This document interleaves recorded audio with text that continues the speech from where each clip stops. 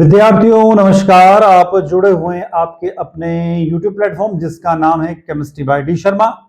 विद्यार्थियों, इस video lecture के माध्यम से हम बात करने वाले हैं बीएससी प्रथम वर्ष का मल्टी डिसिप्लिनरी जो आपका पाठ्यक्रम है केमिस्ट्री का एमडीसी का पेपर जिसका टाइटल है, जिसका नाम है दैनिक जीवन में रसायन, केमिस्ट्री इन डेली लाइफ। उस केमिस्ट्री डेली लाइफ की यूनिट नंबर 3 का वीडियो लेक्चर नंबर 6 आप देख रहे हैं। यहां पर टाइटल दिया हुआ है हमारे भोजन के प्रमुख घटक फाइबर, यानी कि major component of our food fibres, जिसके बारे में हम डिस्कस करने वाले हैं।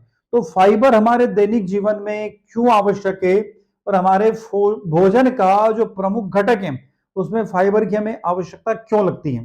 तो ये टॉपिक जो है आपके सिलेबस में और इसको हम पूरा डिटेल में डिस्कस करने वाले हैं। तो विद्यार्थियों, अब हम चलते हैं इस टॉपिक को डिस्कस करने के लिए डिटेल में। Major component of our food fibre, हमारे भोजन के प्रमुख घटक जिसका नाम है फाइबर। अब फाइबर की बात करें तो फाइबर जो है आहार फाइबर, हमारे आहार में उपस्थित फाइबर तत्वों को कहते हैं। आहार फाइबर क्या है? तो हमारे आहार में उपस्थित फाइबर तत्वों को कहते हैं। हम यदि यहां पर कहें तो fibre is our diet, these are a plant based components. ये पौधों से मिलने वाला ऐसा तत्व है जो स्वयं तो पाच्य होता है किंतु मूल रूप से पाचन क्रिया को सुचारू रूप से अति आवश्यक योगदान करता है। इसकी खास बात होती, these are the plant based component, there are a indigestible but play an essential role in maintaining proper digestion. वैसे हम कह सकते हैं कि ये हमारे डाइजेशन को सुधार करने में, खुद तो अपाच्य, खुद कभी नहीं पचता है, पर हमारे डाइजेशन को सुधार करने का काम करता है। फाइबर शरीर की कोशिकाओं की दीवारों का निर्माण करते हैं। फाइबर को एंजाइम तोड़ नहीं पाते हैं। फाइबर की खास बात होती है, फाइबर जो होता है एंजाइम को तोड़ नहीं पाता, तो ये अपाच्य होते हैं, अर्थात आसानी से पचते नहीं है। Fibre form the body cell wall, enzymes can not break them down, मतलब एंजाइम इसको तोड़ नहीं सकता है, इसलिए आगे this means they are not easy digestible ना, अर्थात आसानी से पचते नहीं है। फाइबर में अनेक विशेषताएं होती हैं, जैसे ये शरीर में जल को रोक कर रखते हैं। Fibre has the many property including retaining water in the body, जिसमें अवशिष्ट यानी कि मल में पानी की कमी नहीं हो पाती है और कब्ज की स्थिति बची रहती है। तो इसकी खास बात होती है, ये शरीर में पानी की कमी को नहीं होने देते हैं। मतलब पानी, यदि आप कम भी पानी पीते हैं, यदि आप फाइबर ग्रहण कर रहे हैं, फाइबर अपने डाइट में शामिल कर रहे हैं, तो पानी की कमी आपकी बॉडी में नहीं होगी। इसके अलावा फाइबर रक्त शर्करा के स्तर को भी नियंत्रित करते हैं। Fibre also help regulate blood sugar level. आगे देखें तो आगे दिया हुआ पाचन में सहायता करता है, यह डाइजेशन सिस्टम को मजबूत करता है। फाइबर वजन प्रबंधन में भी मदद करता है, हमारी जो वेट मैनेजमेंट है उसको भी ये ध्यान रखता है। और हृदय रोग यानी कि heart disease, stroke and type 2 मधुमेह जैसी कुछ बीमारियों के जोखिम को भी ये कम कर सकता है, इसकी खास बात है। आगे देखें, ऐसे कई खाद्य पदार्थ हैं जो फाइबर से भरपूर होते हैं, जिनमें फलियां, साबुत अनाज, फल और सब्जियां शामिल है। Many foods are the rich in fibre including leguminous, whole grains, fruits and vegetables. फाइबर से भरपूर आहार खाने से आपको स्वस्थ रहने और आपका सर्वश्रेष्ठ महसूस करने में मदद मिल सकती है। फाइबर मुख्य रूप से कार्बोहाइड्रेट है। फाइबर क्या एक तरीके से कार्बोहाइड्रेट होता है। इसकी मुख्य भूमिका हमारा जो डाइजेस्टिव सिस्टम है उसको स्वस्थ बनाए रखना, हमारे डाइजेस्टिव सिस्टम को हेल्थी बनाए रखने का काम कौन करता है? फाइबर्स करते हैं, जो कि एक प्रकार के कार्बोहाइड्रेट है। आहार फाइबर के प्रकार अब कितने प्रकार के होते हैं? तो सबसे पहला होता है soluble fibre and insoluble fibre, यानी घुलनशील फाइबर और अघुलनशील फाइबर, दो प्रकार के होते हैं ये। तो दोनों फाइबर हमारे बॉडी के लिए फायदेमंद है, यानी कि both types of fibres are beneficial, और इन्हें हम दैनिक आहार में शामिल करने की आवश्यकता होती है। ध्यान रखना, हमारी बॉडी के लिए अति आवश्यक होते हैं। पादप खाद्य पदार्थों में मुख्यतः दोनों प्रकार के फाइबरों का मिश्रण पाया जाता है। सबसे पहले बात करते हैं सोल्यूबल फाइबर के, लिए घुलनशील फाइबर। ये फाइबर स्पंज की तरह पानी को सोख लेते हैं तथा हमारे मल को बाहर निकालने में मदद करते हैं ताकि ये आंतों से आसानी से गुजर सके। This fibre absorb water like spongy and help loosen stools so it can be passed through the intestine more easily. ये पाचन क्रिया को धीमा करते हैं, खास बात है। This show down the digestive process. घुलनशील फाइबर में पौधों में पाए जाने वाले पेक्टिन, मसूड़े और म्यूसिलेज शामिल हैं। इसका प्रमुख कार्य न्यून घनत्व लिपोप्रोटीन यानी एलडीएल, खराब कोलेस्ट्रॉल के स्तर को कम करना होता है। इसकी खास बात होती है एलडीएल और जो हमारे बॉडी के अंदर कोलेस्ट्रॉल जमा होता है उसको कम करना होता है। ये कब्ज को भी नियंत्रित करने का काम करते हैं। बात करते हैं घुलनशील फाइबर की, यानी कि सोर्स ऑफ सोल्यूबल फाइबर्स। फल व सब्जियां रेशेयुक्त, जैसे जई की जोकर यानी ऑट ब्रेंस, जो बरली, बीज की भूसों, अलसी एटसेट्रा।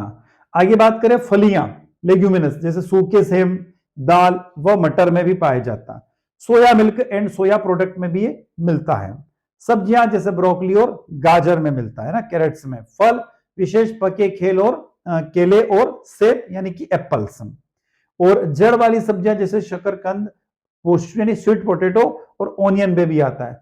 रूट वेजिटेबल्स की बात हो गई यहाँ पर। नट्स, बादाम में प्रचुर मात्रा में पाया जाता है, ध्यान रखना।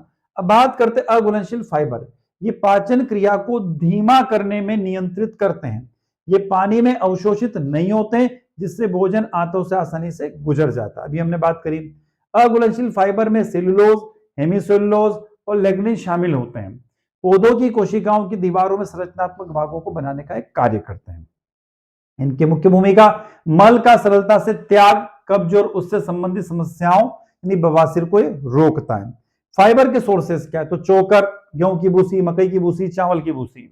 फलों व सब्जियों की खाल, दाने के बीज, सूखे सेम, साबुत अनाज से बने खाद्य पदार्थ एटसेट्रा। एक और खास बात आपको देखने को मिलेगी यहाँ पर, सोल्यूबल और इनसोल्यूबल फाइबर, यानी घुलनशील और अघुलनशील फाइबर के अलावा एक और नया चीज देखने को मिलेगा, उसको बोलते हैं प्रतिरोधी स्टार्च, रेजिस्टेंस स्टार्च। परंपरागत रूप से फाइबर के रूप में नहीं माने जाता है। वैसे रेजिस्टेंस स्टार्च को जनरली फाइबर के रूप में इंक्लूड नहीं किया गया, पर एक तरीके के फाइबर है, परंतु उन्हें की तरह कार्य करता है। प्रतिरोधी स्टार्च युक्त भोजन है, जो लगभग 10% हिस्सा इसका होता है, जो छोटी आंत में स्टार्च का सामान्य से पाचन नहीं होता है, ध्यान रखना। आगे देखते हैं इसके सोर्सेस क्या है। कई असंगठित अनाज, कच्चे केले, मसूर की दाल, ब्रेड, रोटी व नाश्ता वाले अनाज इसमें शामिल किए गए हैं। अब बात करते हैं फाइबर युक्त आहार के स्वास्थ्य लाभ क्या है। Health benefit of dietary fibres. Fibre युक्त आहार के कई स्वास्थ्य लाभ है, जिनमें पाचन में सुधार यानी हमारे डाइजेस्टिव सिस्टम को मजबूत करना, हृदय रोग और टाइप 2 मधुमेह को जोखिम को कम करता है, ध्यान रखना। हार्ट डिसीज जो होती है एंड टाइप 2 डायबिटीज को भी ये कम करता है। वजन प्रबंधन यानी हमारे वेट मैनेजमेंट में भी सहायता करता है, और कुछ हद तक कैंसर के प्रोटेक्शन में भी ये मदद करते हैं। कौन से? फाइबर युक्त आहार। ये कब्ज को रोकने, आंत के स्वास्थ्य को बनाए रखने और पेट भरा हुआ महसूस करने में मदद करते हैं। मतलब ये आपको भूख नहीं लगने देते हैं। कौन? फाइबर युक्त खाद्य पदार्थ। पाचन स्वास्थ्य, खास बात इसके डाइजेस्टिव हेल्थ, कब्ज को रोकता है और मल त्याग को आसान बनाता है, ध्यान रखना, कब्ज नहीं होने देता है। बवासीर और डायबिटिकुलिसिस जैसी स्थितियों के जोखिम को भी ये कम करते। कौन? फाइबर्स।